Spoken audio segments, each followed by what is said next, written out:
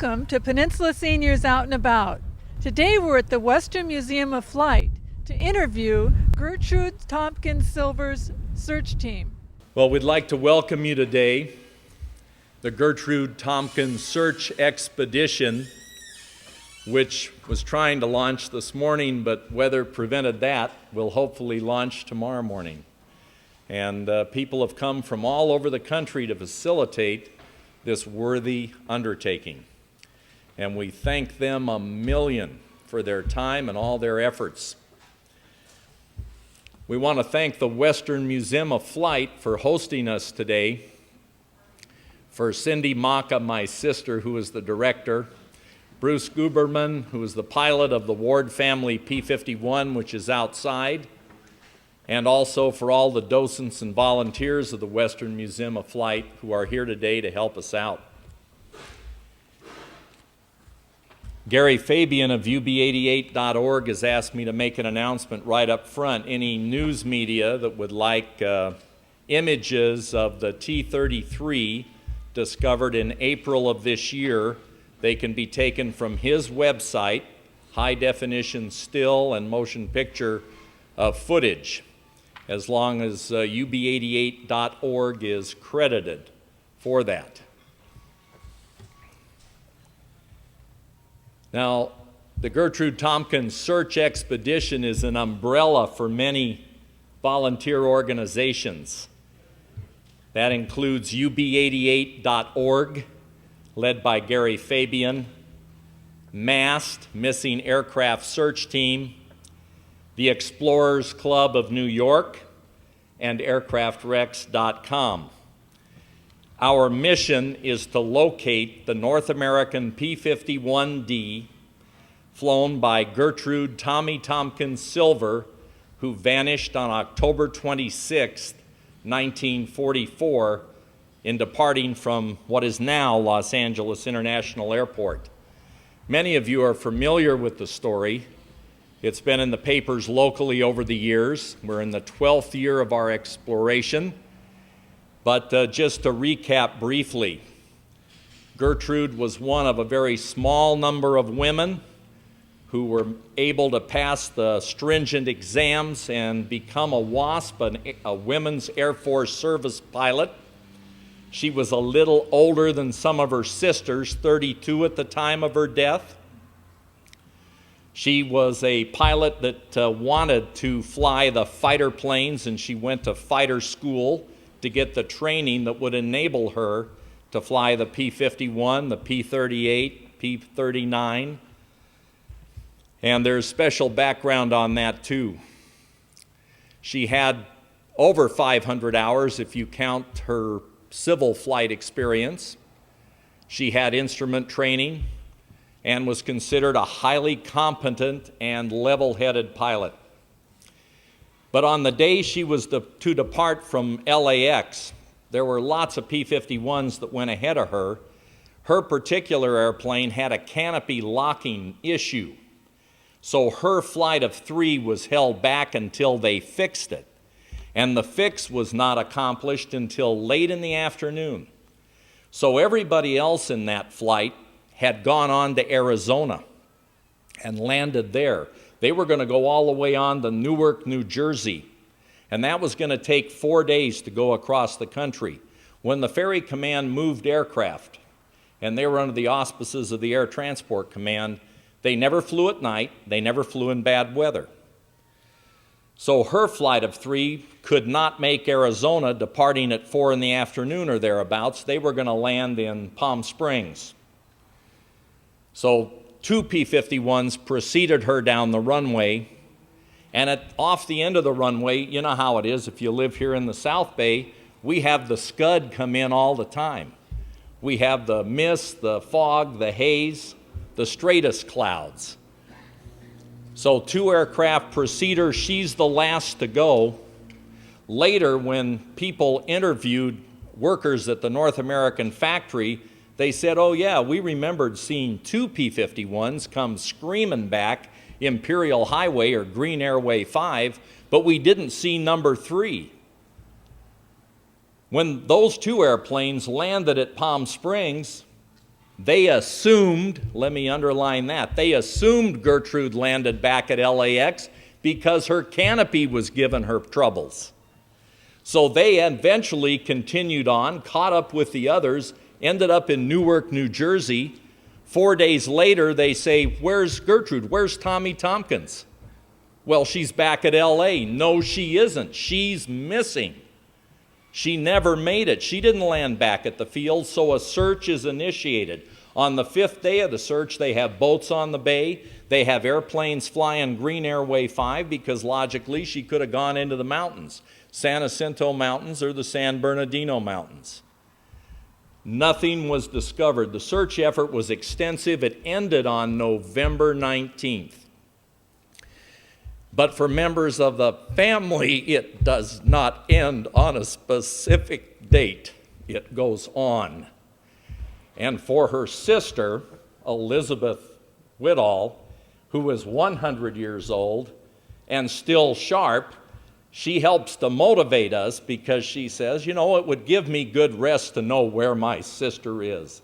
And if we could know her last resting place, it would give me good peace." And we're happy today to have the grandniece of Tommy Tompkins, Laura Whitall Sherfy, here with us, and she'll say a few words a little bit later.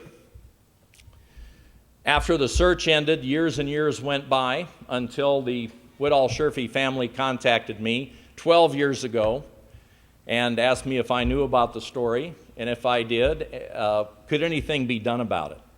So way back then, we got a small group of volunteers, starting with a guy named Jim Blunt, 1 towfish, 1 inflatable boat, 1 diver, and we started searching Santa Monica Bay. Over the years, we got a little more sophisticated.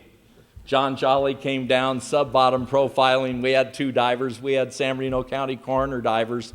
There's a host of people who have preceded us on this mission, and we thank them heartily. In 1998, when that search mission renewed, we were hopeful we could nail it in the first few years, and sadly that hasn't happened. But because of dedicated volunteers and teams that cooperate with each other, we've made great progress. And I'm happy to say that this year we have the most outstanding, experienced, qualified divers, technicians, and assistants all the way around the board. This is our very best shot. I personally am very optimistic, and thanks largely to not only Gary Fabian's reading of side scan sonar. Gary's back in Round Rock, Texas. He would love to be here with us now.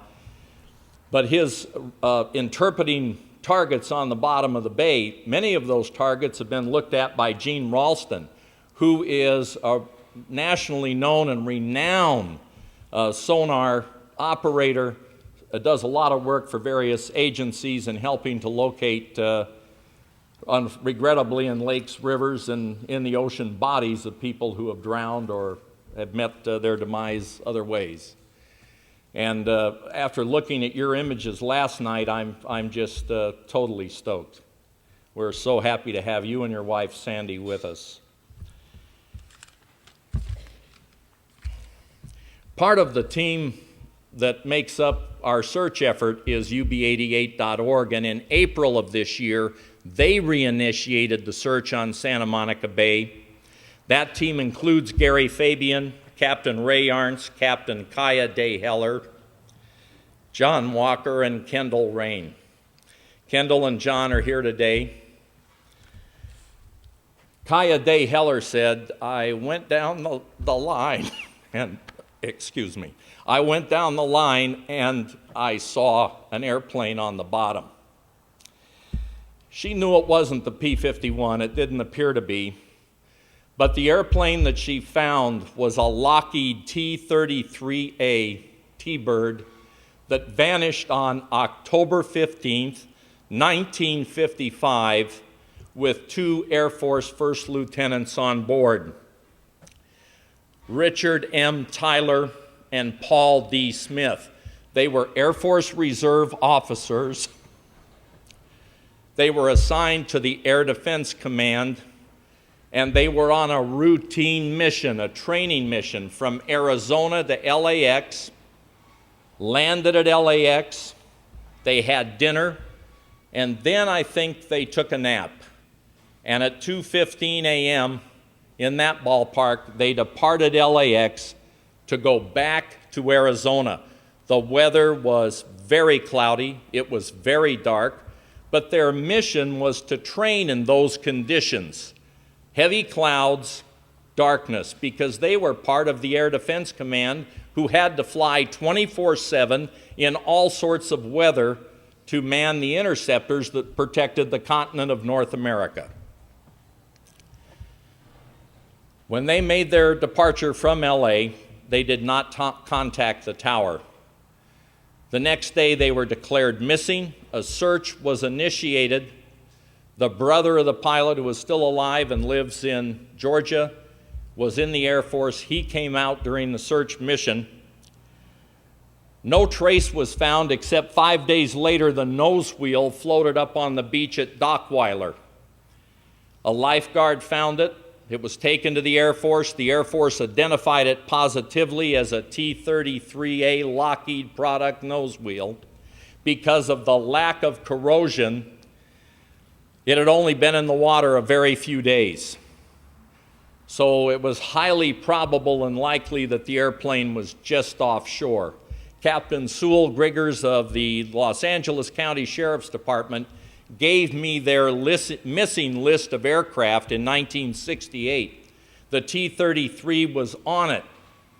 And so when this wreck was found, we jumped to the conclusion that it was something else perhaps. But in looking at that list, we're going, wait a minute. In scrutinizing what was found on the bottom, wait a minute. That's a J-33 jet engine.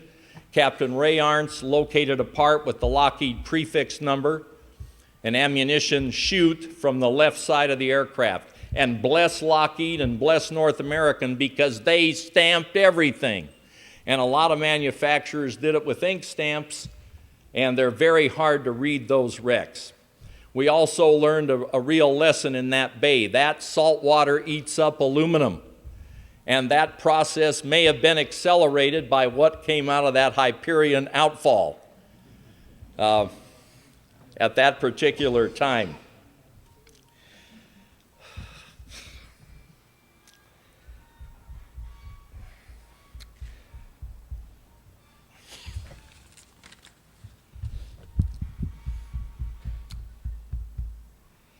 We're really honored today to have the sister of Lieutenant Tyler with us, Pat Tyler Miller, her daughter Kelly, and her son Richard. Thank you for coming. We're here with the family of the pilot of the T-33. How's it feel to finally find him? You know, after all these years, on behalf of the Tyler family, it feels really great to finally have closure. The work that Pat Maka and the aviator archaeologists and divers are doing is just a great thing. We're a product of their hard work, and the fact that the family, after 54 years, can have closure is definitely something that's really, really great on behalf of my mother and the rest of her brothers and sisters. And with the search for Gertrude, for us it was an accident. It was always been a mystery. What happened to our uncle? No one had answers, and for it to surface now by accident is just a gift. It really is a gift for us. So I really hope that they can answer some more mysteries for other families out there and give those families the closure that we've had. And what was his full name? You were his sister. Richard Martin Tyler. Thank you. And he also has another sister that lives in Ohio. And he has a brother that lives in Savannah, Georgia. Well, this will give closure to the family. Absolutely. And at this time, I'd like Laura to step up and say a few words. Thank you, Laura. Laura Woodall-Scherfy.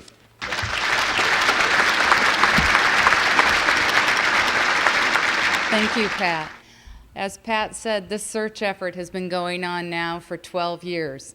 And for the Woodall family, the Woodall-Scherfy family, and all the relatives of Gertrude Tompkins Silver, Pat Maka has been the cornerstone of this search effort. He wasn't joking when he said we started out with an inflatable boat and some very, very primitive equipment. Those lobster traps in the bay really caused us a little bit of a stir. I didn't know that toilets were such effective lobster traps in LA.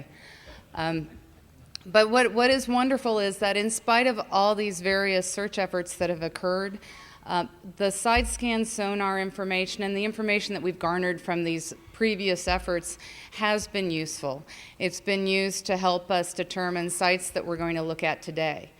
My family has been so excited at the level of volunteer interest in the past, and this search effort that we're launching today is unprecedented. And it just is overwhelming. My grandmother, who turns 101 January 8th, was telling me when I explained to her how many people were going to be involved, where they were coming from, what they were going to do. Her first comment was, why does everybody want to do this? They don't even know Gertrude. And I said, well, that's what's so wonderful about search efforts like this, is people don't have to know somebody, they just have to know about them. And she was very insistent that I take the time to come down. And I said, of course, I can't imagine being anywhere else.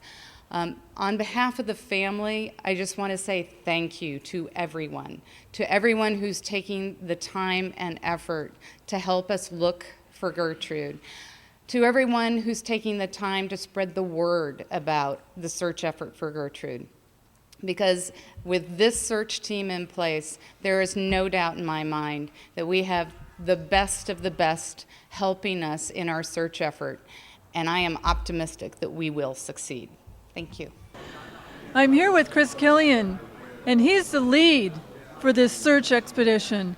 Can you tell us a little more about what's going on? Sure, I'm Chris Killian. I'm the team leader of the Gertrude Tompkins expedition. The Gertrude Tompkins expedition comprises of several organizations. It's made up of divers from the UB-88 organization, Pat Maka, aircraftrex.com, the Missing Aircraft Search Team, Gene and Sandy Ralston and others. We have volunteer divers coming from across the United States, as far away as Florida, to search the Santa Monica Bay looking for Gertrude Tompkins, the missing Wasp pilot from World War II. And we saw today what your folks have found for another family. Right. The UB-88 divers, in the process of searching for Gertrude Tompkins, located what presumably is a T-33 jet aircraft from 1955 that crashed with 2 souls on board. How'd you get into all this? I got into this hobby of looking for missing aircraft about 10, 15 years ago. My uncle was a World War II veteran. He had a childhood friend that was killed in an aviation accident in the San Gabriel Mountains. He was piloting a B-24 bomber. The plane exploded and everyone on board was killed. My uncle wanted to go back to the crash site to pay his last respects, got in touch with me, asked me to do the research. I contacted Pat Maka, who was instrumental in providing us with information and details about the crash site. I was able to take my uncle up there, and he was able to visit the crash site and to pay his last respects to his friend. It meant a lot to him. And so that's how I got interested in the hobby, and then I started to assist other family members looking for missing aircraft, and that's where we are today. What's your background? I'm a retired business executive, and so I've got a lot of time to devote to this hobby and avocation looking for missing aircraft. Did you ever think you'd be doing anything like this?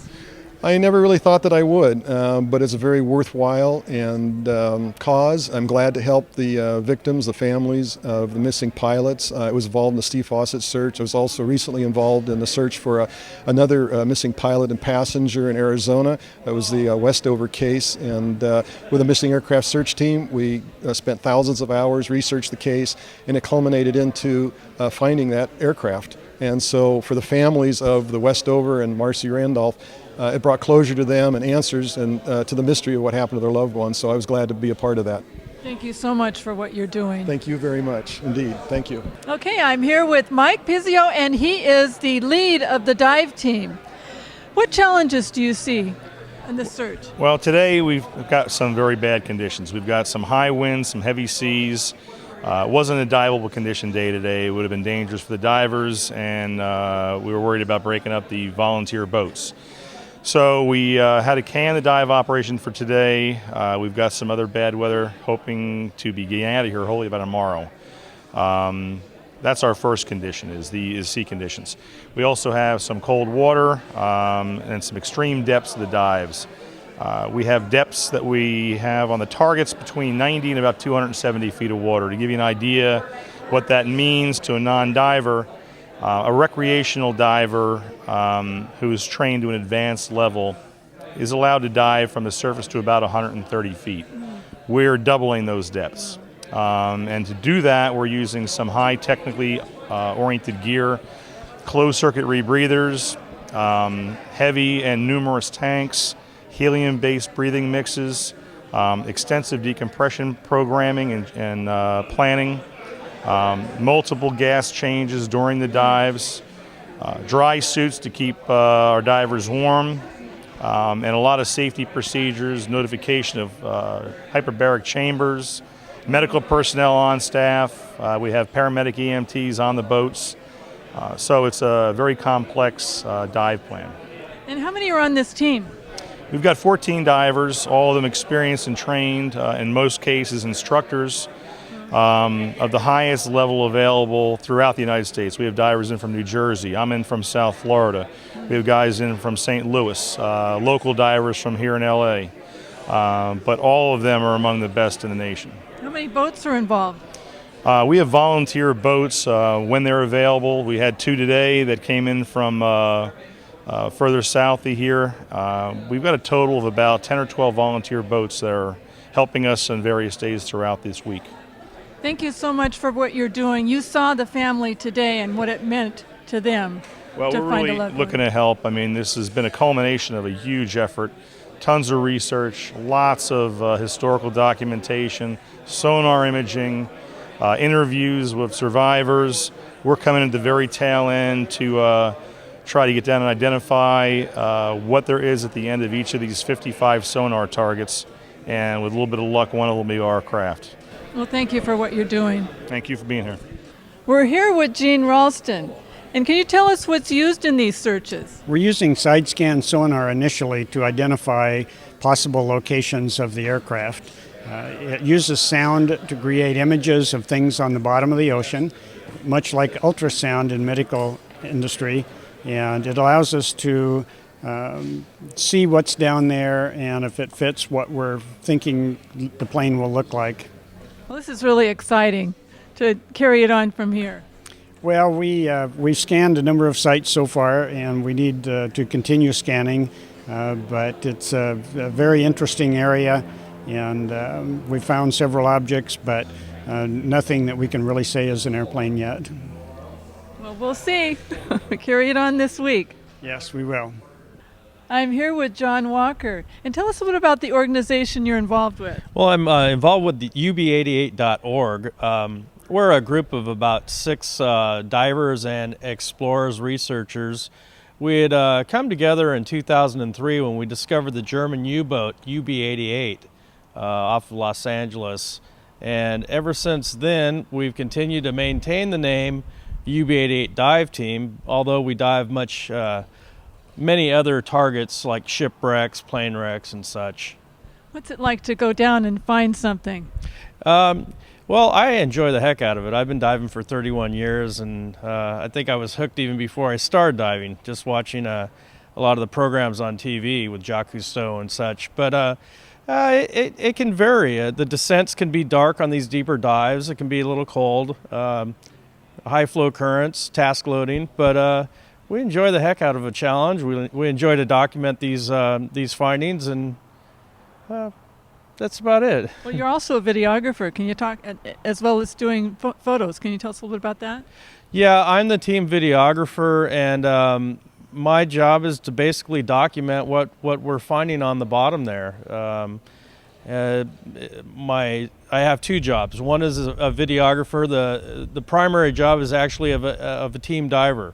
And so I'm responsible for monitoring my dive buddies to make sure that they're functioning properly, breathing the right gases, and heading in the right direction, and that we all make it back to the surface.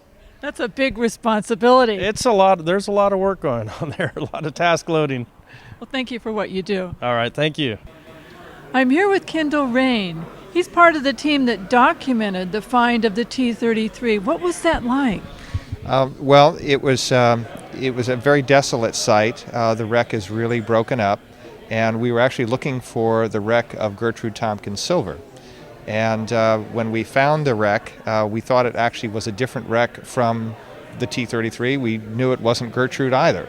So we spent a lot of time documenting the wreck underwater, and we reviewed the tape, and then we determined that in fact it was the T-33. But these types of exploration dives are very exciting because not only are we finding something for the first time, but usually it involves human loss and the opportunity to close a mystery. And that was what the T-33 was. It was a jet that took off in 1955, and no one ever heard from it again. It didn't radio the tower, and the family never knew what happened to the pilots. And so being able to bring some closure for them, in fact I met some of them today, was a tremendous feeling to make a difference to someone you don't even know. When you're documenting, what are you looking for? Well, we're looking for as many identifiable features of the wreck as we can find. So in the case of the T-33, there was very little structure left to the wreck, and so we spent a lot of time documenting pieces of the engine and seeing if we could find things that we could identify underwater that would give clues as to the identity of the plane. Can we go outside and look at the P-51 and you can show us on that what you'd be looking for? Sure, you bet. Let's do it. What we have here is an exact replica of the plane that we're looking for underwater. This is a P-51 Model D, and this was a plane that was used extensively in Europe in the Second World War, and this was the type of plane that Gertrude Tompkins Silver was flying when she died. What we learned from the T-33 experience was that a good part of the fuselage is probably corroded away, and so what we're going to try to find is as many large pieces of this plane as we can to identify it. And many of the smaller pieces of this plane have serial numbers stamped into them. So anything that has an identifying feature that can be tied back to a P-51 is what we're looking for. But what we expect that we'll find is something related to the engine block, because that will be the most resistant to corrosion in the ocean. And as you can see, it's a very large engine. The engine area goes all the way back here. And so if it's there, we'll find it, and it'll be relatively easy to identify because the engine on this plane was quite specific to the P-51. There won't be anything else off of LAX with that type of engine. And so we're hopeful that we can find something that ties back to a P-51, and then we'll know that we have Gertrude's plane. We don't know what we're going to find, but one thing I suspect that we'll find, if we find anything at all, will be parts related to the strongest part of the airplane. And the wing root area is designed to withstand a lot of stress, and so is probably one of the strongest parts of the plane. So even if there's a lot of corrosion and a lot of destruction from impact on the ocean surface, the wing root is liable to be something that we find. The tires as well are going to resist corrosion simply because of their composition. And this is what we found on the T-33, was tires and pieces of the wing root. There's a landing light here that would probably be preserved, pieces of the landing gear structure itself, the tires, a lot of the tubing inside may be made of resistant material, although we're not quite sure about that, whether it's stainless or other kinds of metal. And then feed mechanisms related to the guns may be of resistant materials as well. So any little piece that has a stamp on it is a potential identifying mark. And looking in the wheel well here, there are many different pieces of this aircraft that are stamped with part numbers. And so any little thing can be the clue that turns a mystery into a resolution. Well, Pat and Laura, it's great to see you again, and what an endeavor. And you found quite a few places to look. What goes on from here? Well, we initiate a search operation, hopefully tomorrow, weather permitting. Safety is key in this whole endeavor and undertaking. And then we have about 6 days in which to actualize hitting the targets that have been identified and find out what they are. And we've had great help from all across the nation. It's inspiring, and people who really know their business. If you tried to put a price tag on this, I don't think you could. It would be out there at $100K as far as I'm concerned. Well, in looking for Gertrude, you found the T-33, and their family was here today. Right, that was very emotional. Yes, yes, Very yes, moving. yes. Just so glad that they were able to come, and they want to come back, and other family members want to come back and have a memorial on the water at some point, for which that'll be facilitated for sure. And Laura, this is just really something. I mean, it's a T-33's family has got closure because of Gertrude. Yeah, we're always happy when something positive can come out of search efforts, even when it doesn't result in Gertrude being located. But we are very, very optimistic. This is our time. There's so many sites, and so one of them's got to be Gertrude. We believe that, yes. We're very hopeful, very optimistic. Well, we're going to follow you. Good, glad to have you. Really, we want you with us. Okay, I'm here with Lou. What's happening today, Lou? Well, today is the second day of the actual search operations in terms of the intense effort that we're making to find Gertrude Tompkins. We've got a number of boats out on the water, including a chase boat and even a media boat. We're hoping that today's the day, as Mel Fisher would have said. We're looking for the P-51 of Gertrude Tompkins, and we've got our hopes up. Can you give a little more details about the volunteers? Yes, the volunteers are just doing a fantastic job. It's really unbelievable how everybody has pitched in. I think we need to give credit to the organizations. The overall Gertrude Tompkins expedition includes several organizations, particularly aircraftwrecks.com, the UB-88 outfit led by Gary Fabian, and then our outfit, Missing Aircraft Search Team. But the ones that I really wanted to talk about today are just the individual volunteers who each of us from the organizations reached out to and said, would you like to participate in this? And I think just virtually everybody said, when they heard Gertrude's story, they said, absolutely, I want to do it. So that's just very touching to us. How long have you been involved in this type of searches? Well, I've been in emergency management for many years, and I've been a member of the National Association for Search and Rescue, made some presentations at their national conference, that sort of thing. But I really got focused on missing aircraft just a couple of years ago with regard to the Steve Fawcett disappearance, which was very famous. Steve was a member of the Explorers Club, and I'm a member of the Explorers Club. He was actually a fellow and a medalist of the club, which is the highest, medalist being the highest honor we can give to any member. And when he disappeared and then wasn't found in the official search, a bunch of us got together and said, he's a member of our club. We got to find this guy. So we did the same thing that we did for the Gertrude Tompkins expedition. We spent about 10 months researching the case, gathering all the information we could, and I'm a kind of research policy wonk guy type person. So I got all this information together. We identified where we wanted to go, both for Fawcett and here for Gertrude Tompkins. Most likely areas, came up with scenarios, got the accident reports, and so forth, and then focused on an area and then mobilized a team. Well, thank you for what you're doing. Well, it's a pleasure. Yeah, we really enjoy it. It's motivating to try to solve a great mystery, and especially to try to bring some relief to the families involved. That's absolutely the major driver of all this. To have something like that hanging over your head for decades, it's just something I can't even imagine. Lou, could you explain the methodology that's being used today? Sure. What we have in this case is the luxury of time. And so we've got quite a bit of time to be able to analyze the case, and we're using that to our best advantage. We were able to secure an underwater database map of Santa Monica Bay, which is behind us here. And that was paid for by the U.S. government and is available. And on that map, what you'll see are lots of little kind of anomalies, little smears, just a few pixels here and there. And that helps us then drive a sort of three-stage methodology. So we look at those anomalies and we say, okay, that one looks interesting, and it might be in the sort of area that we're keen on. We've got scenarios that we've done of exactly where the plane might have flown when it took off. And so we've got 2 of those are pretty high priority, and 1 is a lesser priority. So if we have a combination of a little bunch of pixels in one of those scenario areas, okay, that's a high priority.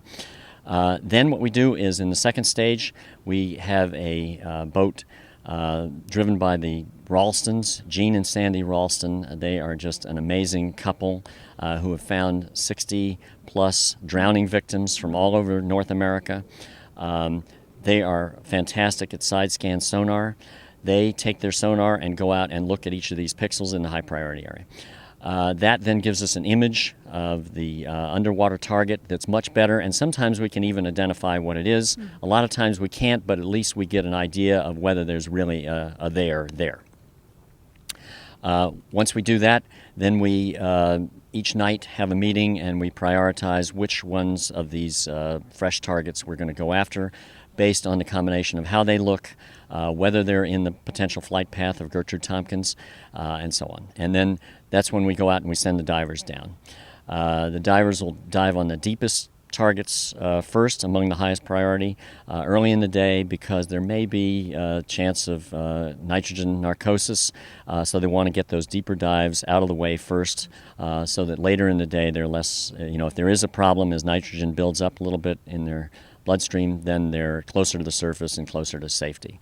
In this kind of operation, of course, safety is paramount, and I was out on the boats yesterday. I'm not a diver, and I was just so impressed with what these guys are doing. I mean, they're in boats that are rocking and rolling. They're got 80 pounds or so on their backs, and they're having to be held to make sure they don't fall over. They get in the water, and I'm thinking, wow, I'm glad I'm the research guy. They really watch out for each other down there. Yes, they do, and they always use a buddy system, and got people on top ready to try to rescue them if there's any problem. But I should mention that these divers are doing way beyond traditional sport diving. I mean, a normal sport diver will go perhaps to 60 feet, and some good sport divers will go down to about 120. Our deepest dives are in 280 to 300 feet. I mean, that's pretty much like getting up close to Mount Everest or K2 or something like that. This is very special stuff with specialized gear, and we're just very, very thankful that we've been able to recruit some of the top divers in the country to do this. The furthest one came from Florida, isn't that true? That's right. We've got people from the East Coast coming from Miami, Florida. We've got a number of local divers, too, who are doing a great job and who've actually been working on this case for many years and who are committed to help in our sort of intense one-week-long operation. But if, God forbid, we don't succeed, they're committed to pursuing this case into the future, and we really appreciate that. Oh, this is amazing to be out here and watch this happening. Oh, great. Well, I want to thank you for your interest. I saw what you all did in terms of documenting the ceremony that was done November 10th last year at the Proud Bird Restaurant to commemorate Gertrude Tompkins. That was very moving, and it was so great to see the individual Wasp being honored and interviewed. Well, hopefully, thank you. Hopefully we'll find her today. She's the only missing Wasp. Exactly. As Mel Fisher used to say about in treasure hunting, today's the day. Absolutely. Thank you. We're here with Bob Maestro. He's taken the divers out on his boat, the Body Glove. Can you tell us a little bit about what's happening today? Well, we're just getting ready to go out. We made 3 dives yesterday. They're diving pretty deep. I went twice my age on my birthday. I'm 81, and so I dove 172 feet. And I've dove that deep. I dove 225 feet a lot of times, but these guys are experts. They're diving with rebreathers, and it's pretty exciting to see them dive. So we're going to go out and try to find it. I hope we do. We got 2 more days left, and then we can continue on later if we don't find it. I'm pretty persistent. I want to find it. And what'd you find yesterday? We found, first they found 2 anchors, 2 big, huge 2,000-pound anchors. Wow. They found a small canoe. They found a boat. The boat wasn't there, but the 2 engines and the propellers were there. And then the last dive, they found, I think, 2 or 3 washing machines out there. Somebody put out there for a lobster reef. I'm guilty of that too. I put toilet bowls out in my day. That's a true lobster pot. Oh, is that right? Yes. Is that right? That's right. Learned something here today. Yeah. Well, it's pretty exciting because there's several sites. Oh, I think there's 55 altogether that they charted down, and we're just gonna. I think we're gonna go to the best ones they think that are possibilities. You know, there's a lot of junk and hardware out there. We're going to go out with you. Hopefully find the plane today. And Okay. Gertrude. Well, thank you very much. I hope we do too. Well, thank you for lending your boat for this effort. I'd like to cut it one day short and find it. These guys, this kid here dove with us yesterday, and he's wearing a rebreather, and they can stay down for quite a long time. And I've never dove with a rebreather. I'm going to get in with one before I die. And but you can stay down longer. You can make deep dives, and you don't have as much decompression. You don't have to pay a penalty by coming up to the surface and decompressing at 40, 30, 20, and 10 feet. They're really neat. Bob, when you say rebreather, what does that mean? Well, they breathe. They rebreathe the air. They have a scrubber in there that takes out the carbon dioxide and purifies the air, scrubs it and makes it pure. And there's a computer in there that makes it just the right amount of air for the depth you're at. If you breathe too much oxygen, you're going to get oxygen poisoning, and so they don't want to have that happen. But they got it down to they've been working on these for the last 20 years, but that machine is probably $10,000 there. Wow. Yeah, this is another one here. They're very good divers. I was impressed. I was a little shocked when they said, well, you know, we might dive as far as 300 feet. That's out of my zone, you know. But with these rebreathers, they can do it. But they all performed very well yesterday. They were perfect divers, as far as I'm concerned. John, it's great to see you again. It's And good to see you too. And you've got your camera with it. Yes. Can you tell us a little bit about it? Well, this is a light and motion underwater dive housing, and we put a Sony camera on the inside of it. It's high definition video. It has quite a bit of lighting for the dark deep dives, 70 watts of HID lighting. And it's got a nice little monitor on the back where I can view things, make sure that they're in the frame. How deep do you think you're going to be diving today? Today we're going to be diving roughly 180 feet.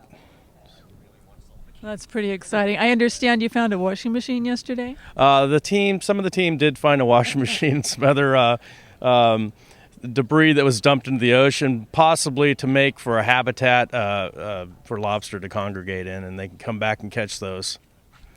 Well, it's going to be really fascinating and exciting to see what you folks find today. Oh, yeah. Hopefully, Gertrude. Oh, yes. Yes.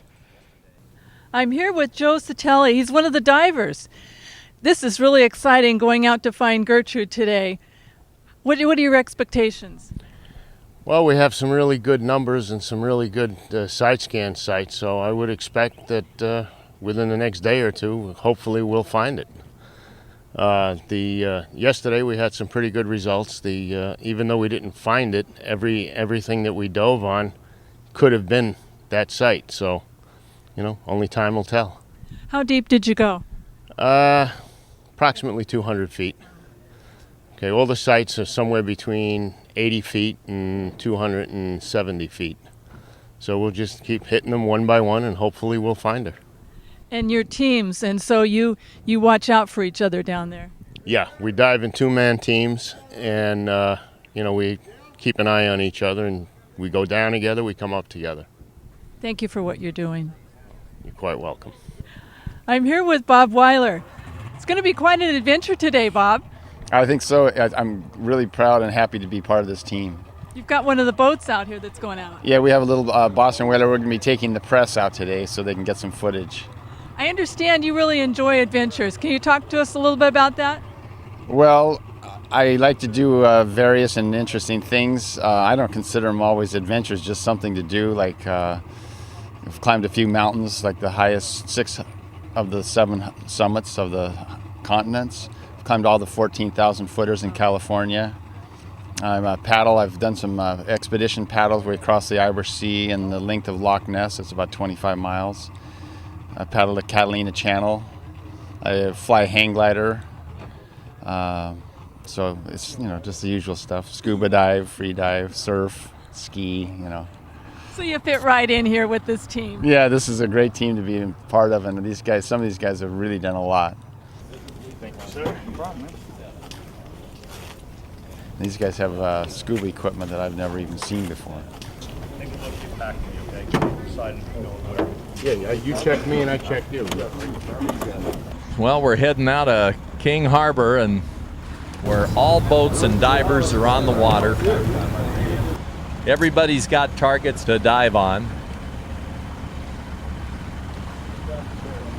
And we're lucky today, sea state's really good and the winds are light and variable. But I'm sure this afternoon we'll kind of get into the maybe 10 to 12 mile an hour range, maybe 15 knots.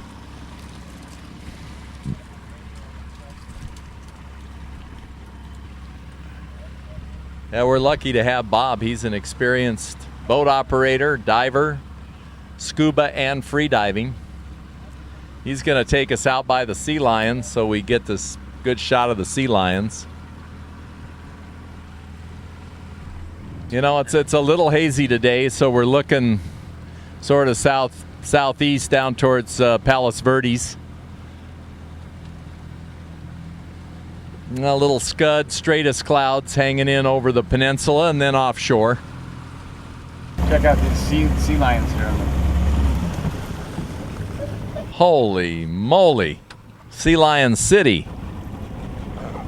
So the Donzi's heading on to its next target.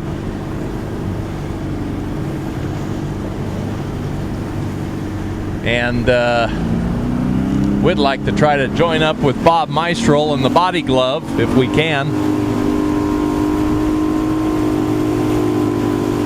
Skipper Barry Anderson aboard the Donzi.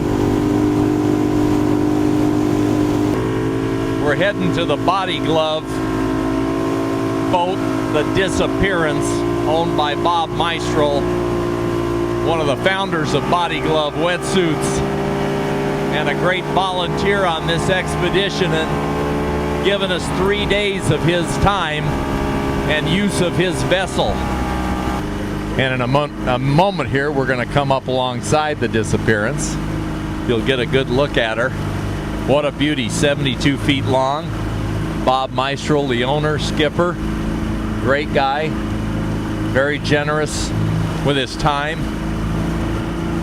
Well known for helping to support paddle board races, surf events, anything ocean related. Dive flag is out on Body Glove. The Disappearance, it's not the Disappearance. And the elusive Laura Whitall Sherfy, grandniece of Gertrude Tompkins Silver. Good to see her aboard. Boy, water clarity is great. Beautiful. Beautiful.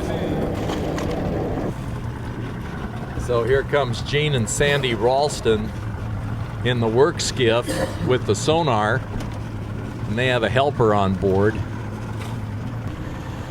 This is a trailerable boat they take all over the country in the work they do. The Kathy G. There's Bob Meistrel on the stern. Next to him there was Laura Whitall Sherfy, and dive master Mike Pizzio on the left there, or port side of the vessel.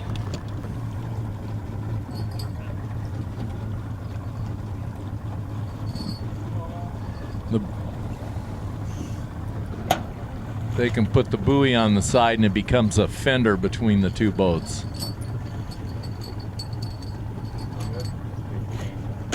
Oh boy.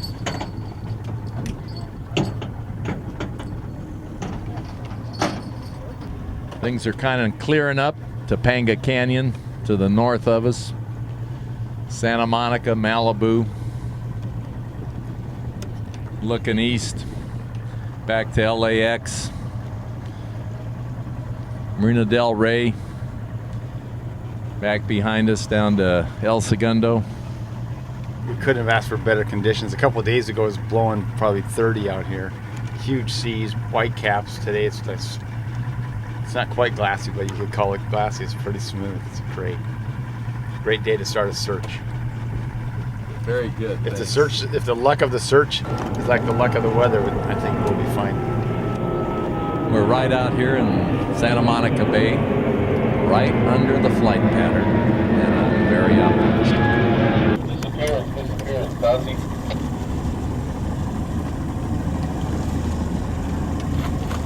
The divers are suiting up, getting their rigs on. This is disappearance.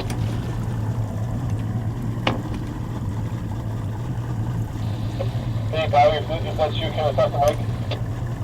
He's getting ready to dive. Okay, all right, just let him know divers in the water at the third spot. Okay. Well, divers like these are trained in deep dive and techniques, and of course they've got the equipment for it, and that often includes mixed gas, and they carry supplemental air as well, because when you go to depth and you may only have 10 or 15 minutes down there, on the way back up you have to decompress. So they're going to be ready shortly here to insert the divers. We wish them good luck and Godspeed.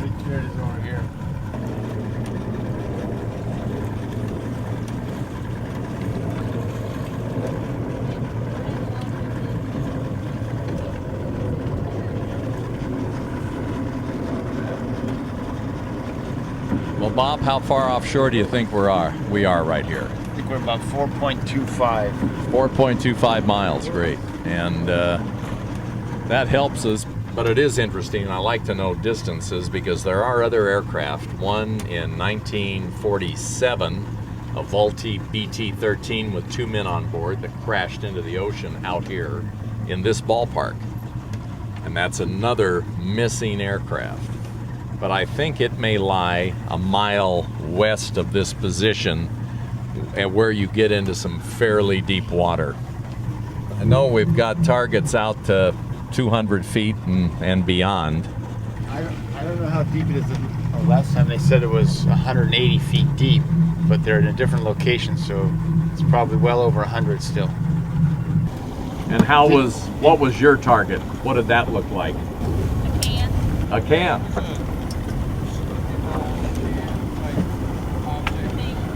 Yeah, a thing. I don't know what it was. It was not an aircraft.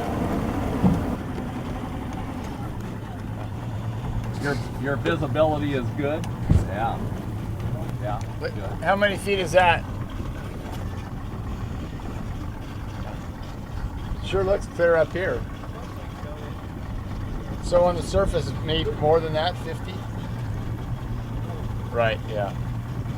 Well, that's a husband and wife dive team, okay. Brian and Heather, and they have extensive dive experience, and they've come from Florida to assist in this operation.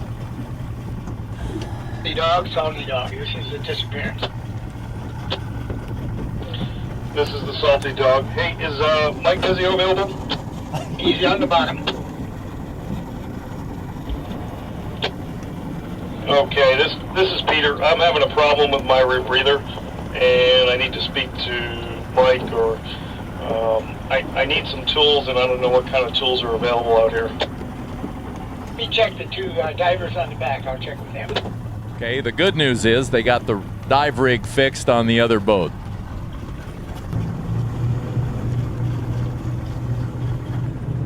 The disappearance is moving into position to pick up the divers.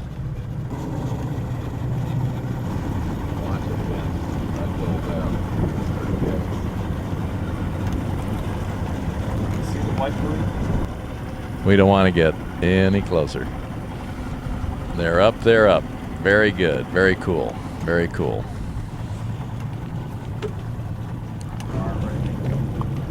Yeah, I'm not surprised, but they're not the thing to bring anything up.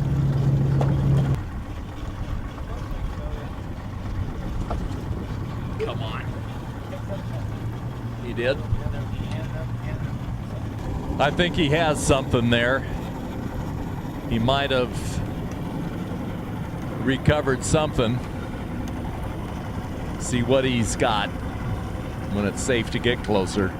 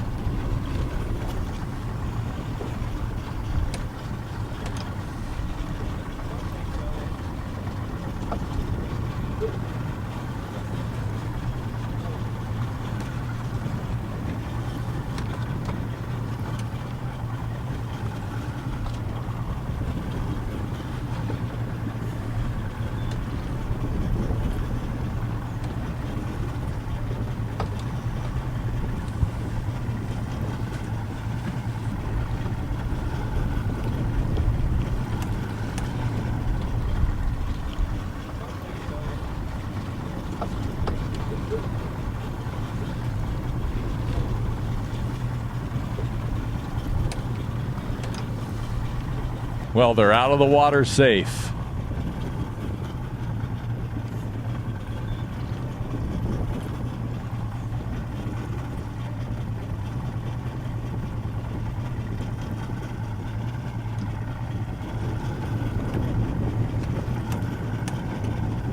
These men are very highly trained, skilled, very professional.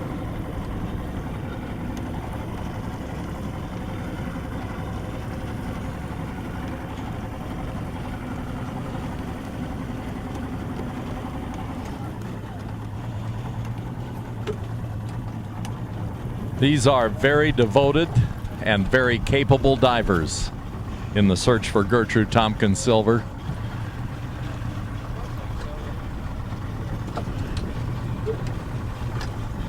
They were talking about what the conditions were like down there, what they experienced, what they saw, what the current was, if any.